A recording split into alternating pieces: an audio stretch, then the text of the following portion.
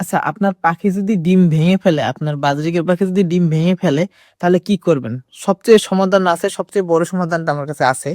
আমার হয়েছে, আমার ৫টা ডিম পারছিল আমার পাখিতে। ৫টা ডিমের ভিতরে সরি ৬টা ডিম পারছিল, ৬টার ভিতরে ৫টা ডিমই ভেঙে ফেলছে।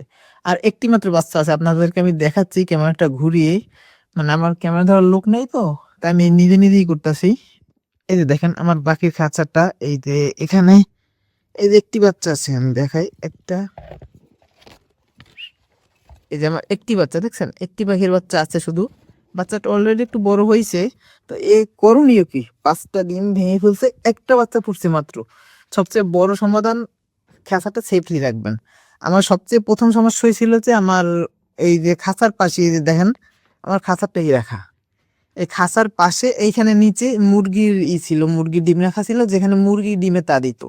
ওই মুরগি করতো কি, বারবার লাফিয়ে লাফিয়ে খাঁচার উপর উঠতো, যার কারণে খাঁচা নাড়াচাড়া খেত, পাখি ভয় পেত। আর এখন ভয় পেয়ে ওরা ভেঙে ফেলছে নাকি নাড়ায় হাড়িতে নাড়া লেগে ভাঙছে আমি বুঝতেছি না। বাট মুরগির কারণে ভাঙছে, লাড়াচাড়ার কারণে, এটা আমি শিওর। আর এখন তারপরও যে ৩টে পারছিল, ৩টেই ভেঙে গেছে। তারপর আবার ৩টে ডিম পারছে, ৩টের ভিতরে ২টো ওরাই ভেঙে ফেলছে, মানে ঠিকমতো তা দিতে পারেনি।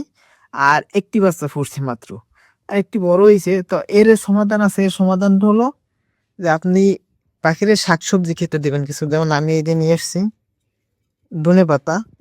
আপনারা কিছু শাকসবজি দিবেন পাখিরে, এই যে আমি দিয়ে দিলাম। আর কিছু গিরিট দিবেন, শাকসবজি আর গিরিট এগুলো খাওয়াবেন রেগুলার, দেখবেন ডিমের খোসা অনেকটা মোটা হবে, যার কারণে নষ্ট কম হবে, আর পাখিও সুস্থ থাকবে। ডিমের প্রোডাকশনও ভালো পাবেন, পাখির শরীর স্বাস্থ্য সব দিকই ভালো থাকবে। সকলে দোয়া এ- এগুলো রেগুলার খাওয়াবেন মাঝে মধ্যে, সবসময় যে সারাদিন খাওয়াতে হবে এমন না। অনেকের নাই, অনেকে শহরে থাকেন, থাকে না। তা আশপাশ থেকে যে কোনো পাতা, মানে যে কোনো শাকসবজির পাতা এনে ২ সেটটা দিলেই হবে, ওদের শরীরটাও ভালো থাকবে এবং ডিমের খোসা অনেকটা মোটা হবে। আর গিরিচ খাওয়ানোর চেষ্টা করবেন, তাহলে এই সমস্যাটা আর হবে না, পাখিও সুস্থ থাকবে আর ডিমও ভাঙবে না। কারণ ডিমটা মূলত হয় কি, খোসাটা থাকে পাতলা। ঠিক মতো যদি ক্যালসিয়াম না পায়, শাকসবজি না খাওয়ান, ডিমের খোসাটা পাতলা থাকে, যে কারণে নাড়াচাড়া অল্পতেই ভেঙে যায়। আর যখন আপনি গিরিট খাওয়াবেন, শাকসবজি খাওয়াবেন, তখন খোসাটা অনেকটা মোটা হয়ে যায়। খোসাটা মোটা হলে আর ভাঙে না।